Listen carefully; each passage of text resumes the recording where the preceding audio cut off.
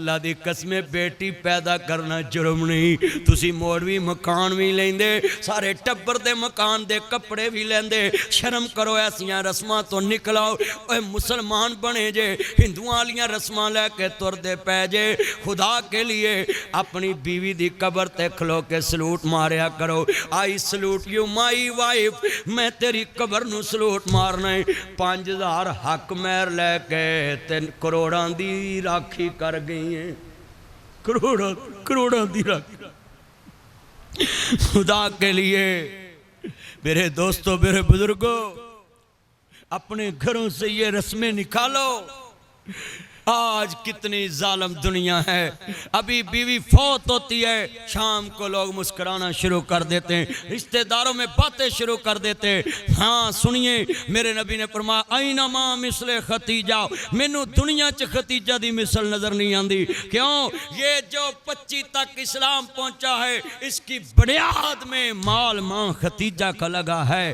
آج 2025 ہے, اور جناب جی سنیے, میرے نبی کریم جناب اعلیٰ مدینہ طیبہ سے لے کے یہاں تک جناب جی 1400 سال گزر گئے. آج میں پوچھتا ہوں, اس بنیاد میں پیسہ ماں ختیجہ تھا. میرے نبی نے فرمایا اینما مثل ختیجہ, اور لوگوں مجھے ختیجہ کی مثل کوئی عورت نظر نہیں آتی.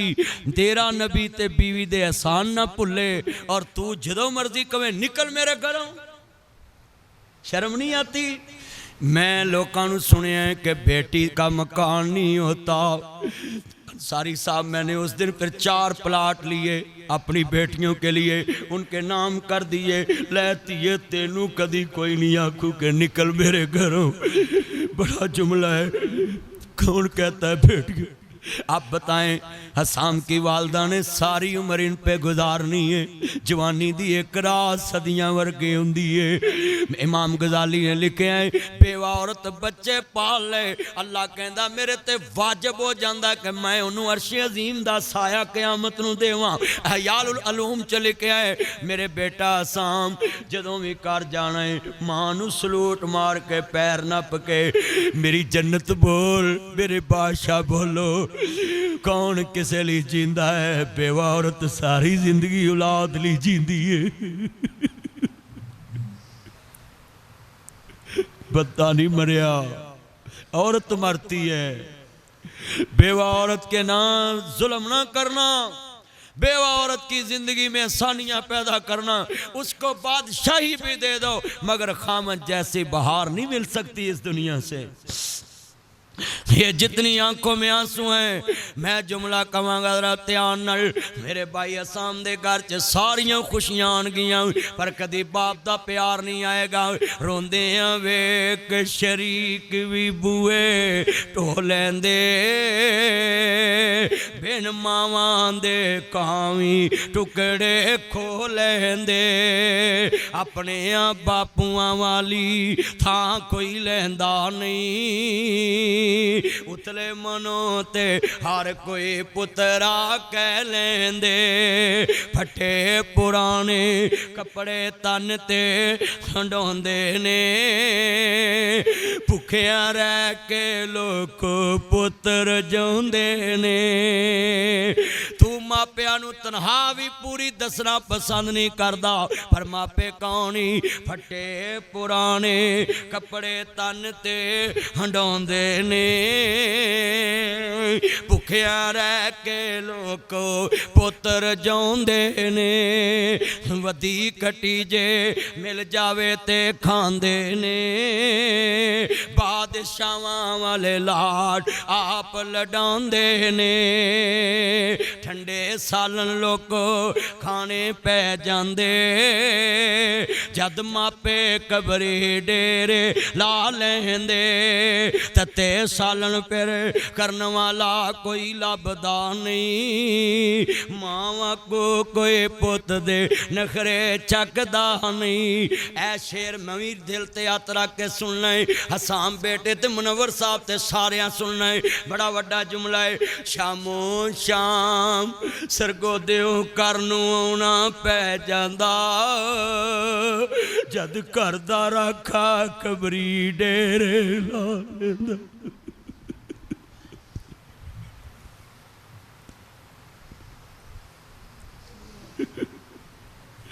آسے آسے عمر گزاری اینو ویکھ کے تے مینوں اپنا پتر یاد آ رہا ہے۔ مولا میرے باپ نے میری خوشی نہیں ویکھی، پر میرا ایک پتر ہے، مینوں اودیاں خوشیاں وکھا دیویں۔ آسے آسے عمر گزاری تے جلے خار ہزاراں مبشر کنیاں دے پترانو ہار پا کے گیا ہوئے گا کہ میرا سام جنجے چڑھے گا تے لوکی میرے پتر دی جنجے آنگے۔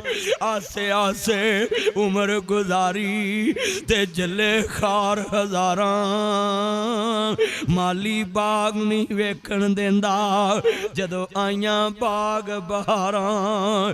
اوہ سہ سہ جوڑ سنگت دے ویکھے آخر بھی تھاں اکرم صاحب ویکھو میوہ پکائے جنجے چڑھنا سی تے باپ اپنے مالک کل چلے گیا۔ اوہ لوگو ایک میری آج گل لکھ لو، پائی مبشر دی موت تو اپنی آخرت بنا لو۔ جویں اے بندہ ہسدا وسدا باغ پھلیا چھڑ کے چلے گیا ہے، واری تیری بھی آن والی ہے۔ اپنی رخ چینج کرو۔ ہے دنیا کے انسانوں کلو نفس ذائقۃ الموت ثم الینا ترجعون۔ اللہ نور السماوات والارض، زمین و آسمانوں کا مالک اللہ تبارک الذی بیدہ الملک۔ نبی دنیا کے لوگوں آؤ قرآن پڑھیے، تبارک الذی بیدہ الملک وہو علی کل شیء قدیر۔ اللہ لا الہ الا هو الحی القیوم لا تاخذہ سنۃ ولا نوم۔ یہ دنیا مسافر خانہ ہے، آج میری باری کل تیری۔ کہاں ہے یہ سکندر گئے سو دنیا سے تو دونوں ہاتھ کالی تھے۔ کہاں ہے مقبرہ جہانگیر میں لیٹنے والا؟ کہاں ہے ذوالفقار علی بھٹو؟ کہاں ہے میاں شریف؟ کہاں ہے یہ دنیا کے حکمران بے نظیر بھٹو؟ کہاں ہیں آج یہ دنیا میں نظیر کوستانیاں؟ یہ سرگودے کے کتنے نام دنیا سے چلے گئے۔ آج میں تمہیں بتانے کے لیے آیا ہوں، یہ دنیا مسافر خانہ ہے، آج میری باری کل تیری باری ہے۔ یہ دنیا کے چکر مکر سے نکلو کہ میرے برابر اس کی کرسی نہیں ہوگی، میں نے اس کا جھوٹا نہیں کھانا، یہ میری کرسی پہ نہیں بیٹھ سکتا، یہ باؤ کے کمرے میں بھی نہیں آ سکتا، یہ میرے برابر بیٹھ کے کھانا نہیں کھا سکتا۔ کیا ہے تیری اوقات؟ اللہ کہتا ہے انہ لا یحب المستکبرین۔ اللہ کہتا اچھا فلما قضینا علیہ الموت، ابھی میں نے موت کا فیصلہ کر دیا نا تو میں تیری اکڑ خاک میں ملا دوں گا۔ اللہ کہتا ہے یہ 25 کے چودھری کو لاؤ میرے پاس، جب موت آ جائے گی نا اللہ کہے گا اس کے نوکر کو چل اس کو غسل دے، اس کے پیدا کیے ہوئے بچے سیٹ پہ کھڑے ہوں گے، اور ابھی دفن کرنے کی باری آئے گی۔ اللہ کہے گا چل نوکر، تو اس کا نوکر تھا نا، تو اس کے گلاس کو ہاتھ لگانے سے ڈرتا تھا، یہ تجھے پاس نہیں بیٹھنے دیتا تھا، تجھے دیکھ کے ماسک لگا لیتا تھا کہ کہیں اس کے جراثیم میرے تک نہ پہنچ جائیں۔ اللہ کہتا ادھر آؤ، یہ موت کے نبی ساتھ بڑھائے، زمین پہ بے بس بڑھائے۔ اللہ کہتا چل مٹی پکڑ اور اس کے جسم پہ ڈال، میں اس کو بتاؤں کہاں ہے تیری عقل۔ یہ نوکر تیری قبر پہ مٹی ڈالے گا۔ آج ہم زمین کے اوپر ہیں، کل زمین کے نیچے ہوں گے۔ آج ہم اس زمین پہ چلتے ہیں، کل ہمارے اوپر کو چلے گا۔ ہم سب کو وہم ہیں، ہم بڑے اہم ہیں، مگر وہ قبروں والوں نے بھی کہا تھا ہم بڑے اہم ہیں، مگر یہ ان کا وہم تھا۔ آج سارے قبروں میں پڑے ہیں۔ یہ نبی سرگودا چل رہا ہے، بھاگڑ چوکی چل رہی ہے، یہ 25 کا گاؤں چل رہا ہے، لاہور چل رہا ہے، پاکستان چل رہا ہے، دنیا چل رہی ہے۔ میرے بھائیو یہ دنیا مسافر خانہ ہے۔ تمہیں جو بھی خوبصورت نظر آئے، امام ابن حجر اسقلانی اپنی کتاب نبی سنے شرح صحیح بخاری فتح الباری اور بلوغ المرام میں لکھتے ہیں، امام ابن حجر لکھتے ہیں جب بھی دنیا کی کوئی خوبصورت نظر آئے چیز تو کہنا الدنیا سجن المومن و جنت الکافر۔ یہ دنیا تو مسافر خانہ ہے، یہ کچھ خوبصورتی نہیں، اصل خوبصورتی تو جنت میں ہے،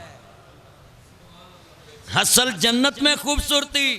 میرے بھائیوں یہ ٹریکٹروں میں سکون نہیں ہے، الا بذکر اللہ تطمئن القلوب، ذکر تو اللہ کے ذکر میں سکون ہے۔ قرآن بھی سکون تو قرآن میں ہے، سکون تو نماز میں ہے، سکون تو اعمال میں ہے، سکون کو اللہ کے رستے میں ہے۔ اپنا جان، اپنا مال، اپنا ٹائم اللہ کے رستے کو دو، نکلو اس دنیا کی دلدل سے۔ تیرے بڑے نہ رہے، رہنا ہم نے بھی نہیں ہے، ہم نہیں رہے ہماری اولاد میں بھی نہیں رہنا۔ چلو چلی کا میلہ ایک دن مک جانا ہے۔ اس دنیا کی دلدل سے نکلو. آج فیصلہ کرو ہم نے عصر کی نماز کے ٹائم اللہ سے سچے دل کے ساتھ پیش ہونا ہے. پھر مغرب کے پیش، پھر زور کے بعد، پھر عشاء کے بعد. اللہ کی قسم یہ رویے چینج کرو. ہاں اپنا ایمان انجدہ بنا لو. جتنے دوست احباب بیٹھے ہیں اللہ اکبر، زندگی چ باپ دی قدر کریا کرو. میرے نبی فرماندے نے اوسط و ابواب الجنہ، باپ جنت دا درمیانہ دروازہ ہے، ماں دے قدمہ تھلے جنت ہے. میرے نبی فرماندے نے ایک پاسے ماں بیٹھی ہوئے، ایک پاسے باپ بیٹھا ہوئے. ماں کہے انج کرنا ہے، باپ کہے انج کرنا ہے. شریعت کہندی ہے پھر ماں دا حکم نہیں مننا، باپ دا حکم مننا ہے. کیونکہ اللہ نے باپ نو حاکم بنایا ہے. عقل زیادہ باپ نو دیتی ہے. آج کنے بچے نے ماں مگر لگ کے پیو نہ بدتمیزی کر دے، اوے میاں بیوی دی شام نو صلح ہو جانی ہے، پر تیری گل پیو دے دل تے تیر بن کے لگ جانی ہے. کبھی بھی ماں کی محبت میں باپ سے بدتمیزی نہ کرنا.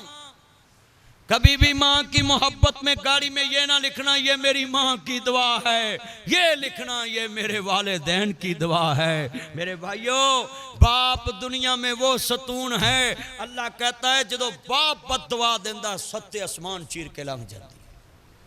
اور دنیا میں باپ کو تھاٹی دی اللہ نے کہ 3 دفعہ باپ چیز دے کے بچے سے واپس لے لے، اس پہ کوئی حد نہیں.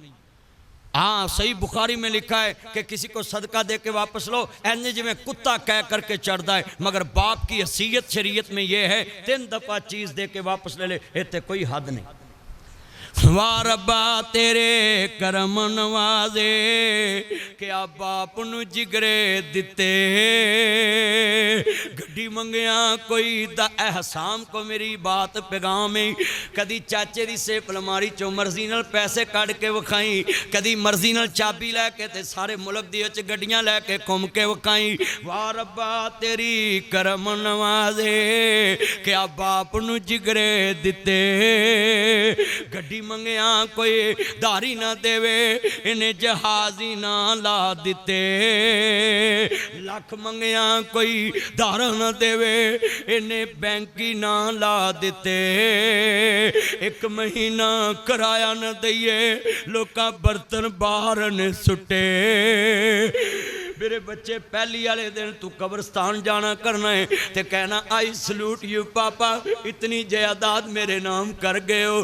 کرایہ دار سے پوچھیں دیوار چکل بھی پوچھ کے ٹھوکنا پہندا ہے.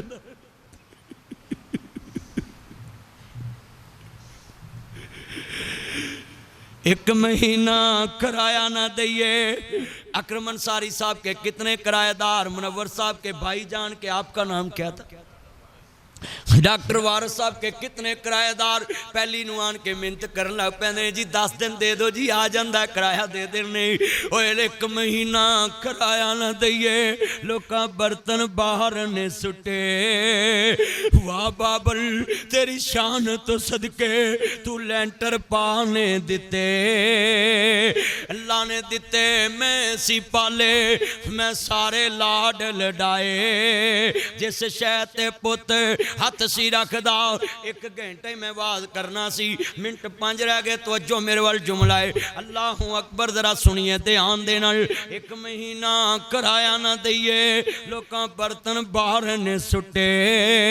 واہ بابل تیری شان تو صدقے تو لینٹر پانے دیتے، اللہ نے دیتے میں سی پالے میں سارے لاڈ لڈائے. جس شہتے پت ہاتھ سی رکھ دا میں سارے چالا دیتے.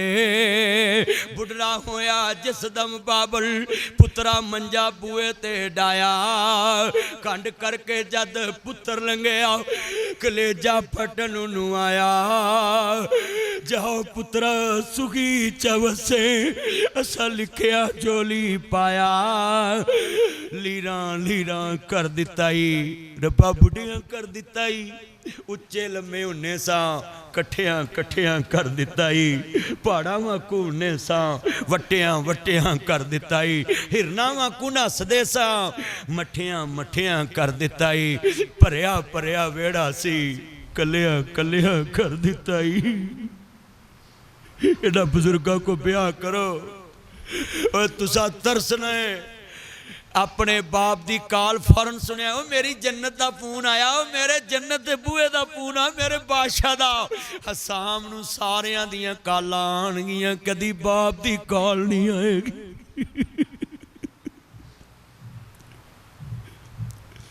होइयां मुद्दतां वत कोई आया नहीं अंसारी साहब उस देश विच लखां गए पर आया एक भी नहीं लखां गए एक भी नहीं आया जिंदा मापिया दे कमरे टाइम दवाओ 5-5 मिनट माँ बाप को बैठया करो कंड करके ना लंघिया करो और भरिया भरिया वेड़ा सी कलिया कलिया कर दिता ही रब्बा की उन्हें सा की कर दिता ही पुत लै गईयां नौवां ते धीयां लै गए होर माई बाबा इंज बैठे जिवें बैठे घर विच चोर इन्हां नूं तन्हा ना छड्डो वकुर रब्बे रहमहुमा कमा रब्बायानी सगीरा जिवें बचपन च तेरी जुदाई बर्दाश्त नहीं करदे बुढ़ापे च इन्हां दी जुदाई बर्दाश्त ना कर हाँ किन्ने डॉलर कमाए गल यार पुछ दे रोटी खाधी है कि नहीं गल मां पुछ दे राडो ले आया है कि नहीं गल यार पुछ दे आई फोन ले आया गल पुत पुछ दे मेरा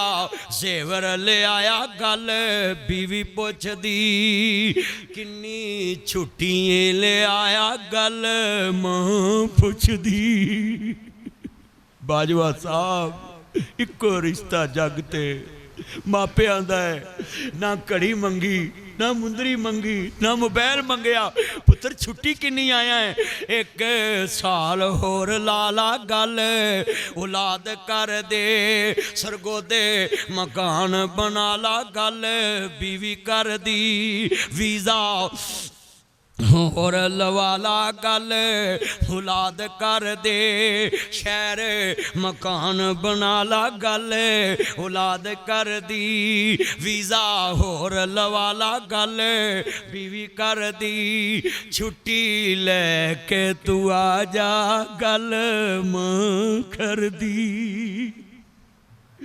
किथों लभांगे तेनू मां दस किथों लभांगे छड़ के तुर गए साथ तू सहारे कल्ले बह के रोइए दाग छोड़े वाला माए हिंजुआं दे नाल धोइए किनू सुनाइए दिल दियां हावां दस जांदी किते मां दस किथों लभांगे किथों लभांगे तेनू मां हुन किथों लभांगे आखिरी बात है मेरा सलाम है हजरत इस्माइल सलाम भी बड़ी शान वाले ओए कितने यहाँ बीवियां बच्चे आंदे मैंने तेरी मामा पापा को खाना नहीं खिलाना यू आर राइट बहुओ बिल्कुल ठीक है सास सौरे दी खिदमत ना करो पर एक गल मैनू जवाब दवो ऐ जी सास ससुर की खिदमत करना फर्ज नहीं मैंने डिजिटल मौलवी सुने मैं क्या डिजिटल मौलवी नू भी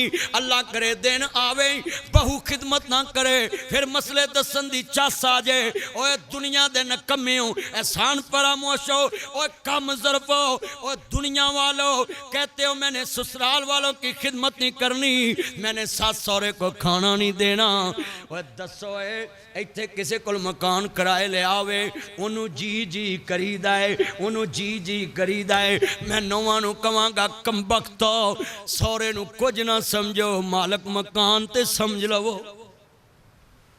किस मंतक के तहत कहती हो सास ससुर की खिदमत नहीं करनी हाँ उसकी गाड़ी में सफ़र करना जायज़ उसके मकान में बैठना जायज़ उसके कमरे में रहना जायज़ उसके बच्चे की कमाई खाना जायज़ और उसको एक टाइम का खाना पका के देना जायज़ नहीं ये कहाँ से तुमने मंतक ली है ससुर की बनाई गाड़ी में बैठ के सरगोदे जाना जायज़ है ہاں میرے بچوں، جب یہ بیوی کہے کہ لاگ ہونا ہے، میں نے تیری ماں باپ کو کھانا نہیں دینا، اس کو کہو یو آر رائٹ، بالکل ٹھیک ہے، رائٹ پہ ہو، نہ دو۔ مگر میری ماں نے 5 روٹیاں پکائیاں، میرے پیو نے کمائیاں، میں کھائیاں، 5 15 150 مہینے دیاں، 1800 سال دیاں، 36,000 روٹیاں 20 سالاں دیاں میری ماں نے پکائیاں تے میں کھائیاں نے۔ بھائیا دودھ روز پہ آیا ہے 8 کلو مہینے دا، 2 کلو کھیر والا، 10 کلو مہینے دا، 12 10 120، 3 من سال دا، 20 60 من دودھ 20 سالاں دا ہے۔ بس میں کما کے لے آنا ہے، تو پکا کے کھوانا ہے۔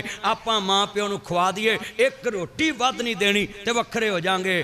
اللہ کی قسم ہے، کیڑی ماں 36,000 روٹیاں کھا۔ ویکھو پہلا پتر سی، 9 بجے آئی نہیں، ایک روٹی نہیں کھادی، مبشر قبراں چلے گئے۔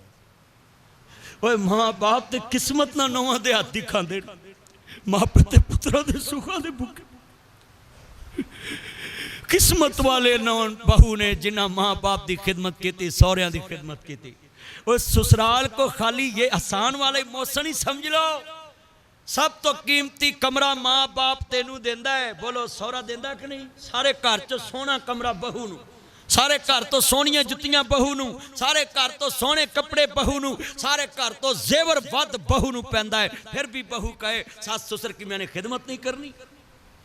بابا جی اسماعیل آئے نا، ہندے نے ایت خشبو میرے ابے دی جاپ دی، حضرت نو تانگ ایسے ملنے نو باپ دی، گھر آئے تے پوچھ دے دسو ہستی کوئی آئیاں، ماپیاں دے خوشبو اللہ وکری بنائیا، پر آندیے اس نو جس دے دل دی سپائیا۔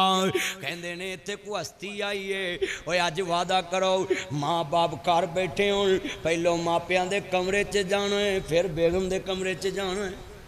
ہاتھ چکو ہندرہ ماشاءاللہ ماشاءاللہ، ہاتھ وعدہ کرو جنہ دے ہے، اوے انہاں دے کمرے چ جاؤ، اپنے بچے نو انگل لے کے ماں دے کمرے چ جا، کل تیرے کمرے چ تیرا بچہ بھی اپنے بچے نو انگل لا کے آئے گا، جیسا کرو گے ویسا بھرو گے۔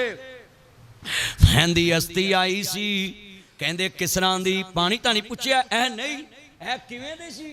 کہندی رنگی ہنا تھی داڑی، نام ابراہیم سی، شوقوں پیاروں تانوں کہندے سلام سی، چگاٹھ نے چنگی تیری گل سمجھائیا، ماپیاں دی خوشبو اللہ وکھری بنائیا، پر آندیے اس نو جس دے دل دی سپائیا۔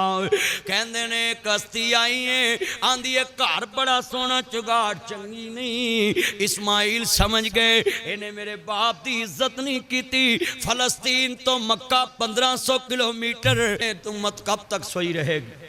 اللہ سے دعا ہے اللہ ہمیں ان باتوں پہ عمل کرنے کی توفیق عطا فرمائے۔ حضرت اسماعیل علیہ السلام نے کہا وہ تو میرے بابا تھے، تو خدمت نہیں کی، تو میرے گھروں جا سکتی ہیں۔ یہ مطلب ہے ماں باپ کی خدمت کرنا فرض ہے۔ بھائیو مت کہنا کہ میری بیوی پہ فرض نہیں، اگر فرض نہ ہوتی تو ابراہیم علیہ السلام کیوں کہتے کہ تیری بیوی نے شکری ہے تے خدمت نہیں کی تھی تینوں کروں کر دے۔